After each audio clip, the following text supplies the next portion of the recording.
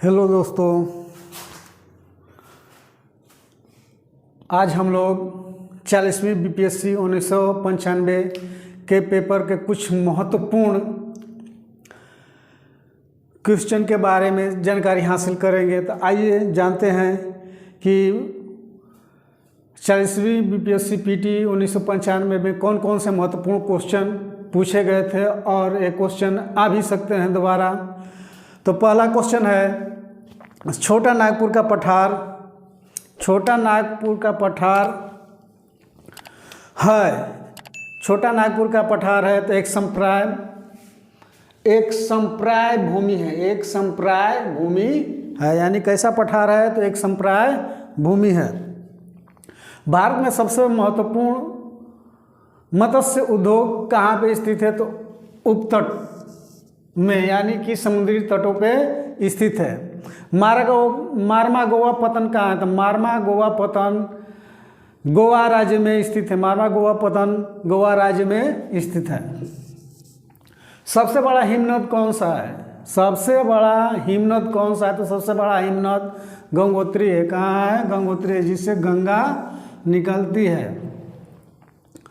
Monsoon का निर्वात इंगित करता है साफ आकाश। मानसून का निर्वात इंगित करता है साफ आकाश को। भूमि बंधित नदी है लूनी भूमि बंधित नदी है जो कच्छ के रण में गायब हो जाती है। कच्छ का रण जो है गुजरात में स्थित है, जो भारत और पाकिस्तान की सीमा बनाता है, यानी कि सबसे पश्चिमी सीमा सर क्रीक जो है कच्छ के रण में ही स्थित है, जो गुजरात में भारत का सबसे पश्चिमी क्षेत्र जो होता है।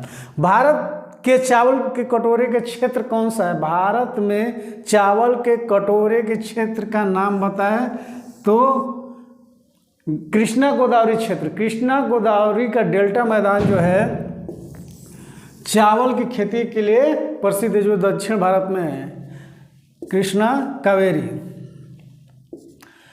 ग्रीन पीस हरित शांति क्या है? ग्रीन पीस यानी कि ग्रीन पीस का मतलब होता है हिंदी इसका जो है हरित शांति। हरित शांति क्या है तो पर्यावरणीय समर्थकों का अंतर्राष्ट्रीय संगठन है।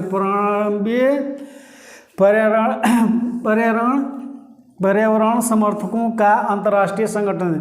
तेज हवा वाली रात्रि में ओस नहीं बनता है, क्यों? तो वाष्पीकरण की दर जो है अधिक होती है, यानी कि जो हवा में नमी होता है वो वाष्पीकरण हो जाती है, यानी कि वो जो है हवा पानी नहीं बनने देता। नीदरलैंड में पाए जाने वाला उड़ेनहीन यानी कि नहीं उड़ने वाला पक्षी कौन सा है? तो कीवी है, जो उड़ नहीं सकता है। मृदा अपरदन को कैसे रोका जा सकता है? मिट्टी के कटाव को कैसे रोका जा सकता है? अधिक से अधिक पेड़ पौधे लगाकर, यानी कि जो है वनों का रोपण करके अधिक से अधिक पेड़ पौधे को रोका। पत्थर के कोयले में सर्वाधिक भंडार किस देश के पास है? पत्थर के कोयले में सर्वाधिक भंडार किस देश के पास है? तो चीन में। अभी भी चीन में ही जो है सर्वाधिक कोयले का संचित भंडार है।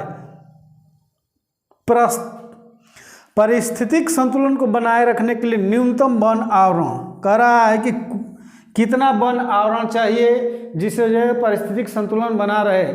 तो कुल भूमि के क्षेत्रफल का 33% कम से कम जो है वन होना चाहिए। हमारी आकाशगंगा के केंद्र की परिक्रमा करने में सूर्य कितना समय लेता है? हमारी आकाशगंगा की परिक्रमा करने में सूर्य कितना समय लगता है? तो सूर्य को 25 करोड़ वर्ष जो है लगता है। अगला क्वेश्चन है, जिला नियोजन एवं विकास परिषद का प्रधान कौन होता है? जिला नियोजन एवं विकास परिषद का प्रधान कौन होता है? तो जिला विकास पदाधिकारी होता है। जिला नियोजन एवं विकास परिषद का प्रधान कौन होता है? तो जिला विकास पदाधिकारी होता है। अगला प्रश्न है, भारतीय संविधान के किस अनुच्छेद में राज्य विधानसभाओं के निर्वाचन का प्रावधान है? भारतीय संविधान के किस अनुच्छेद में राज्य विधानसभाओं के निर्वाचन का प्रावधान है? तो अनुच्छेद 170। किसी राज्य के विधान परिषद की संरचना एवं अथवा विघटन किया जा सकता है तो केंद्रीय संसद द्वारा। किसी राज्य के विधान परिषद की संरचना अथवा विघटन किया जा सकता है तो केंद्रीय संसद द्वारा। लोकसभा का नेता होता है प्रधानमंत्री, लोकसभा का नेता होता है प्रधानमंत्री। राज्यसभा को भंग करने का अधिकार किसको है? तो राज्यसभा भंग नहीं किया जा सकता है, राज्यसभा को भंग करने का अधिकार किसी को नहीं है। ये एक अस्थाई सदन है और इसको उच्च सदन के भी नाम से जाना जाता है। इसके जो है 2/3 सदस्य प्रति वर्ष जो है रिटायर होते जाते हैं, उनके स्थान पर नए लोगों का चुनाव होता है। यदि किसी राज्य की विधानसभा का अध्यक्ष त्याग पत्र देता है तो त्याग पत्र किसको देगा? तो राज्य के विधानसभा के उपाध्यक्ष को जो है अपना त्याग पत्र देगा। लोकसभा का कोई प्रत्याशी अपनी जमानत खो देता है तो वैध मतों का अगर 1/10 से कम आता है मिलता है उसको, तो अपनी जो जमानत राशि खो देते हैं। यानी कि वैध मतों का 10% जो है उसको अनिवार्य रूप से मत मिलना चाहिए।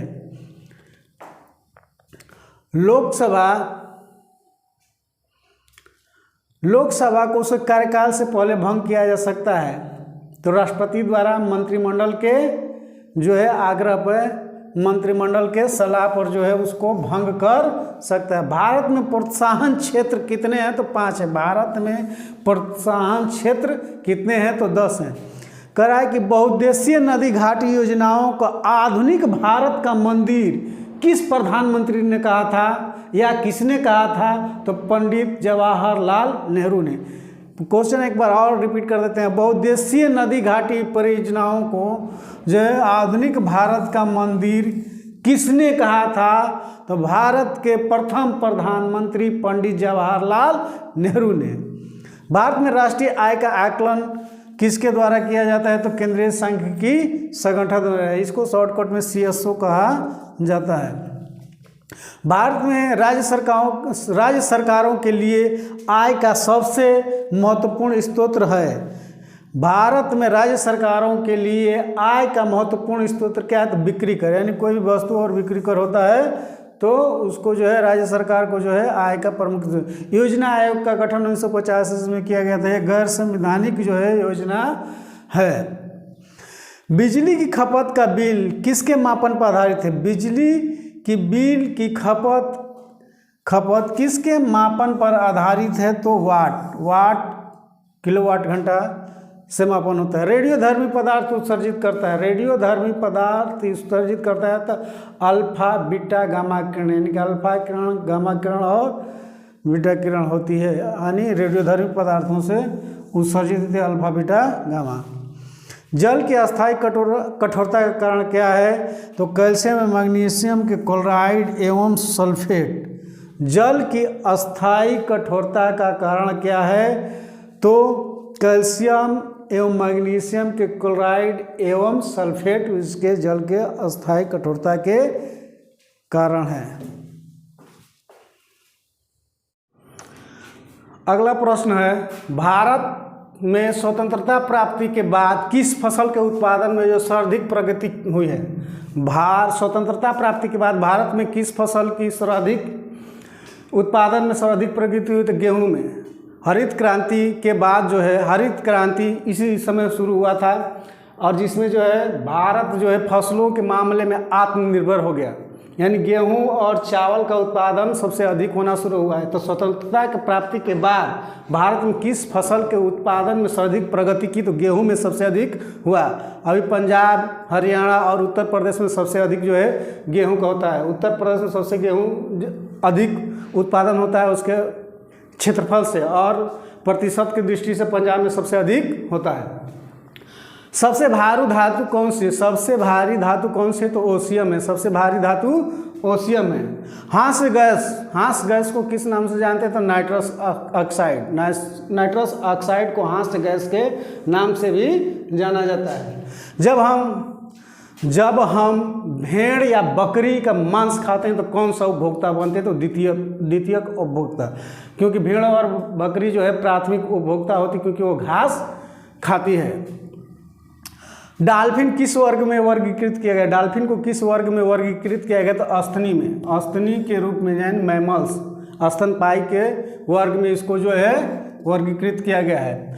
अपमार्जक क्या है? तो अपमार्जक जो है शोधन अभिकर्ता है, शोधन अभिकर्ता है। अगला प्रश्न है आर्कियोप्टेरिक्स क्या है? तो जो है जुरासिक वर्ग का सर्व पुरातन पक्षी, जुरासिक वर्ग यानी जुरासिक काल में जो है उस समय का एक पक्षी है। जीवन चक्र की दृष्टि से पौधे का महत्वपूर्ण भाग कौन सा है? जीवन चक्र की दृष्टि से पौधे का महत्वपूर्ण अंग कौन सा है? तो जड़ है। सर्वदाता रक्त समूह का रक्त ग्रुप कौन सा होता है? तो वो रक्त समूह वाले सबको जो है रक्त देते हैं, जिसको यूनिवर्सल डोनर कहा जाता है, यूनिवर्सल डोनर। एस्पिरिन क्या है? तो एंटीपायरेटिक है। एस्पिरिन जो है एंटीपायरेटिक है। बिहार कांग्रेस सोशलिस्ट पार्टी का गठन कब हुआ था? तो 1934 ईस्वी में जो है बिहार सोशलिस्ट पार्टी का गठन हुआ था। सन 1866 से 46 के बीच नील खेतिहरों के बिहार के किस क्षेत्र में विद्रोह हुए थे? यानी कि नील विद्रोह जो है किस क्षेत्र में फैला हुआ था? तो चंपारण और मुजफ्फरपुर में नील विद्रोह फैला हुआ था। 1830 के दशक में पटना किस महत्वपूर्ण आंदोलन का केंद्र था? तो बहावी आंदोलन का महत्वपूर्ण केंद्र था। अबरक किस राज्य में सर्वाधिक उत्पादन होता है? तो फिलहाल 2021 के आंकड़े के अनुसार जो है आंध्र प्रदेश में जो है सबसे अधिक अबरक का उत्पादन होता है। दूसरे स्थान पर जो है राजस्थान और तीसरे स्थान पर झारखंड है। जब ये 40वीं बीपीएससी पीटी का क्वेश्चन बना था उस समय बिहार में सबसे अधिक अबरक का उत्पादन होता था, परंतु फिलहाल के आंकड़ों का अध्ययन करेंगे। अभी 2021 में सर्वाधिक जो है अबरक का उत्पादन आंध्र प्रदेश में होता है। विश्व में सर्वाधिक अबरक का उत्पादन चीन में होता है। उसके बाद भारत। 1855-56 में संथालों ने किस क्षेत्र में अपनी सरकार की घोषणा कर दी थी? यानी 1856 ईस्वी के आसपास जो है संथालों ने किस क्षेत्र में अपनी सरकार की घोषणा कर दी थी? तो भागलपुर और राजमहल में, भागलपुर और राजमहल के क्षेत्र में जो है इन्होंने अपनी सरकार की घोषणा कर दी थी। अगला क्वेश्चन है बिहार में पहली चीनी मिल स्थापित हुई थी? बिहार में पहली चीनी मिल स्थापित हुई थी तो मढ़ौरा में हुई थी। ऑस्कर पुरस्कार 2021 किस फिल्म को दी गई थी? ऑस्कर पुरस्कार 2021 किस फिल्म को दी गई है? तो नोमाडलैंड को।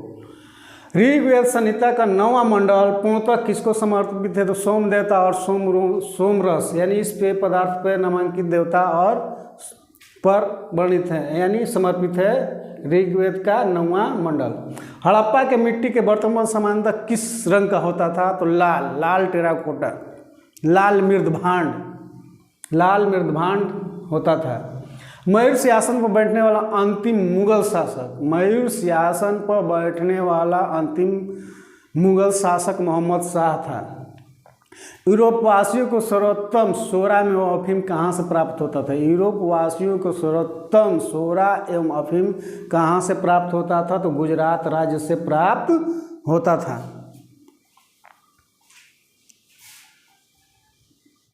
अगला प्रश्न है 40वीं बीपीएससी पीटी 1995 के कि जहांगीर ने खान की उपाधि से किसे सम्मानित किया था? जहांगीर ने खान की उपाधि से किसको सम्मानित किया था? तो जहांगीर ने खान की उपाधि से सर टॉमस रो को सम्मानित किया था। सर टॉमस रो को जहांगीर ने जो है खान की उपाधि से सम्मानित किया था। अगला प्रश्न है बिहार के सुप्रसिद्ध संत शरफुद्दीन मनेरी, बिहार के सुप्रसिद्ध संत शरफुद्दीन मनेरी का संबंध किस संप्रदाय से था?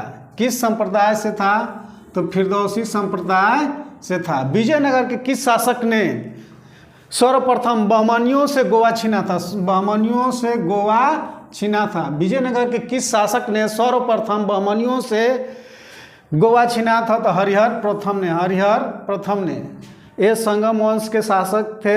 हरिहर एवं बुक्का ने संगम वंश की स्थापना की थी। महाराष्ट्र की समाज सुधारक को लोक हितवादी के नाम से जाना जाता है? महाराष्ट्र के किस शासक को लोक हितवादी के नाम से जाना जाता है? तो गोपाल हरि देशमुख को लोक हितवादी के नाम से जाना जाता है। रेगुलेटिंग एक्ट के प्रावधानों के तहत बिहार के लिए एक प्रांतीय सभा की स्थापना कब हुई थी? स्थापना कब हुई थी? तो 1774 ईस्वी में, 1774 ईस्वी में। रेगुलेटिंग एक्ट की स्थापना जो है 1773 ईस्वी में हुई थी।